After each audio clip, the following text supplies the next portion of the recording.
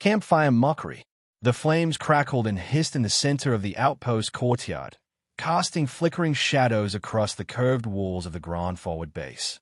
A group of off-duty alien soldiers lounged around the fire, their exosuits peeled halfway off to cool their translucent skin in the humid night air. The Earth moon hung low on the horizon, a pale reminder that this planet was far from conquered.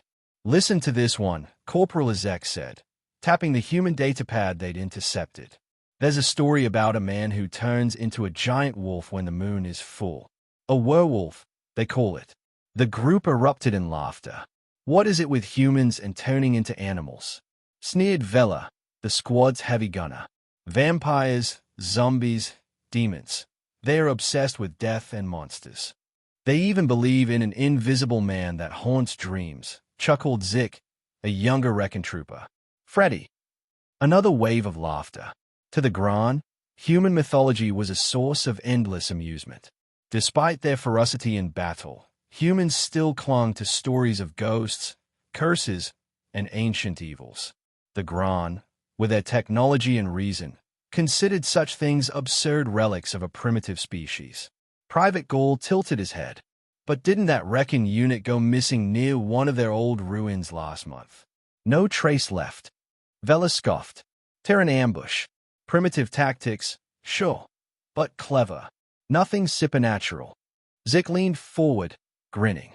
"Still, you ever notice how many human stories involve something hiding in the dark? Like they expect something to be watching them. Because they fear what they don't understand," Ezek said. "It's psychological. Makes them unpredictable. Dangerous, sure, but not mythical." A heavy silence fell as a new figure stepped into the firelight. Commander Varnak. The squad straightened instinctively. Varnak was a legend among the Grand forces, a veteran of the first wave against Earth. Scars crisscrossed his armor, and one of his 4 eyes had been replaced with a tactical implant that glowed dimly in the firelight. "You find their myths amusing?" he asked, voice calm but edged with something harder. The soldiers glanced at each other, unsure how to respond. "We were just analyzing their culture," Ezek said carefully. Varnak walked closer, staring into the fire. "I once thought the same, that it was just culture, folklore." He paused. The flames danced in his reflection. "Until I saw one of their myths standing 10 meters away, watching my squad disappear one by one." The fire cracked loudly. No one spoke. "I've read their stories since," Varnak continued, voice lower now. "Not for amusement. For survival." He turned and walked away, his footsteps fading into the dark. The soldiers sat in silence. The fire no longer seemed so warm. The laugh stops. The fire had burned lower, its light now a faint shimmer against the metallic armor of the soldiers seated around it. The laughter from earlier was gone, replaced by the heavy silence Commander Varnak had left behind. Zik swallowed, eyes darting toward the shadows beyond the courtyard. "He was just trying to spook us, right? Old commanders love their war stories." Corporal Ezek didn't answer right away. He stayed into the fire, jaw tight. "You ever seen him talk like that before?" "No," Vela muttered, "and I've served with him on 3 campaigns." The silence deepened until the crunch of boots on gravel returned. Varnak stepped back into the firelight, holding a small black data cube. "You want to understand human myths," he said, placing the cube on the ground before them. "Then listen." He tapped a button. The cube lit up, projecting grainy holo footage into the air, a flickering scene of thick forest at night. The recording showed Grand soldiers in formation, weapons drawn, sweeping the area with scanners. "This was taken during the first incursion into the Carpathian region," Varnak said. "Rugged terrain, low visibility. Initial scans showed no human military presence." On the projection, the squad advanced cautiously. Their comms buzzed with idle chatter. Then, a burst of static. One by one, the soldiers vanished. No screams, no signs of struggle. One moment they were there. Next, gone. Only the last soldier's cam remained, shaking as he ran, breath ragged. Then the camera caught something just for a second. A humanoid figure, tall and still, standing between trees. Its eyes glowed faint red. The audio distorted as a deep whisper filled the feed, guttural, ancient, and indecipherable. Then the feed cut out. The projection vanished. The fire crackled in the silence. Varnak looked at them. I was there. That was my squad. 17 trained soldiers, gone in one night. Zig's voice cracked. You think it was a human? Varnak shook his head slowly. No, I think it was something humans fear too much to name. Something they remember only through stories. Through myths.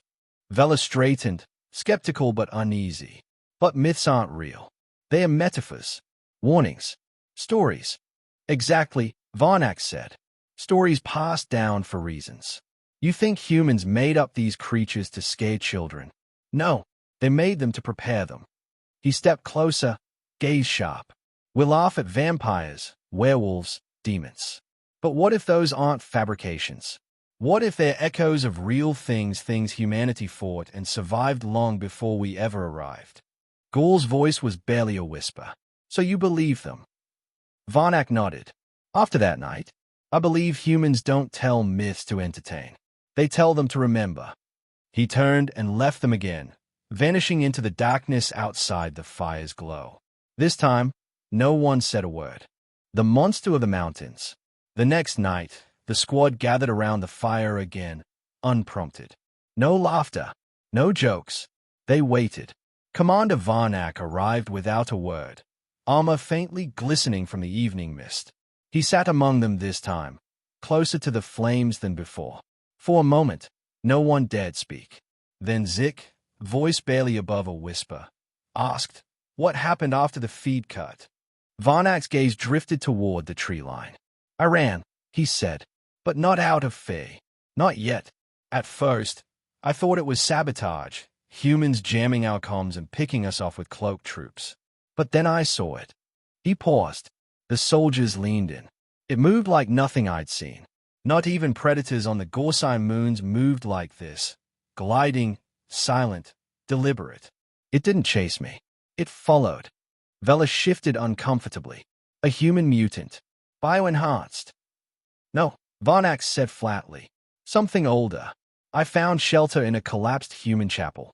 My motion tracker kept pinging, but every time I looked, nothing. I started to think I was losing my mind. His voice lowered. Then it spoke. The fire popped, as if reacting. It didn't use language the way we do. It slithered into my thoughts. Words I shouldn't understand, but did. Cold. Final. It asked if I knew what trespass meant. Zik looked sick. What did you do? I stayed very still, Varnak said, and I listened. He leaned forward. It talked about blood, about memories in the soil, about how humans once fought it back, trapped it in stories, forced it into myth. But now that we'd broken the surface of Earth, torn into places we didn't understand, we'd awakened it. The squad stayed, wide-eyed, as he continued. It told me it wouldn't kill me. It wanted me to warn others. So I crawled out when the sun came up. My armor was covered in blood. Not mine. Just there. He pulled something from his belt, a tiny, ancient charm on a rusted chain.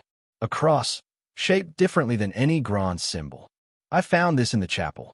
Took it with me. Not as proof. As protection. Varnak stood slowly, holding the charm in the firelight. The Grand Command dismissed my report.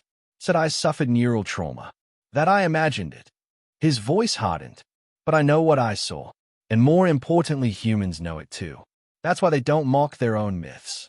That's why they teach their children to fear the dark, to be careful in the woods, to stay out of old ruins. He looked each soldier in the eye. They don't tell stories to scare themselves. They tell them to survive. Then he dropped the charm into Zik's trembling hands. You might need this, Varnak said, disappearing once more into the dark. The fire burned low. The wind howled through the trees. And this time, the squad listened to it. Respect the night. Days passed, but the fire never felt quite as warm. The Grand soldiers no longer laughed at the human datapads. The horror stories that once served as evening entertainment were now studied with hushed reverence, as if decoding ancient warnings. Even Vela had stopped scoffing. He'd requested all the human files on folklore, especially those from Eastern Europe. Zik still wore the charm Varnak had given him, now tucked securely under his collar. He touched it more often than he realized. Izek sat at the comm station one night, scanning old Earth transmissions. He found a human radio broadcast static-filled, ancient, and translated the words with some effort. They come from the woods when the wind is still. He shut it off. That night, Varnak returned. No announcement, just the sound of boots crunching gravel again. The squad looked up from their datapads. No one was surprised to see him, only relieved. "They are watching us," he said. No one questioned him. Not anymore. He gestured toward the tree line. Ever wonder why humans didn't send their elite units to defend those ruins in the Carpathians? Why they left them abandoned? They wanted us to go in, Izek realized. Varnak nodded. Exactly. Humans don't just use weapons. They use fears. They let their myths do the bleeding when they don't want to. Do you think they control it? Zik asked. No, Varnak said. They don't control it, but they live with it, in a way we never could. That's what makes them dangerous. A gust of wind rushed through the base, whistling across the walls. The fire flickered violently. Everyone turned toward the noise, half expecting to see glowing eyes watching from the brush. They saw nothing, but no one relaxed. Later, when the fire was low and the others had gone inside, Zik stayed behind, the charm still clutched in his hand. He heard a faint sound behind him, barely audible, a branch snapping, nothing more, but he didn't turn around.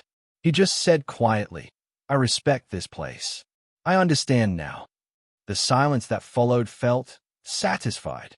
At dawn, a human scout crouched silently in the forest, eyes fixed on the Grand Base. Camouflaged head to toe in ghillie mesh, breathing slow and quiet, he watched them stay.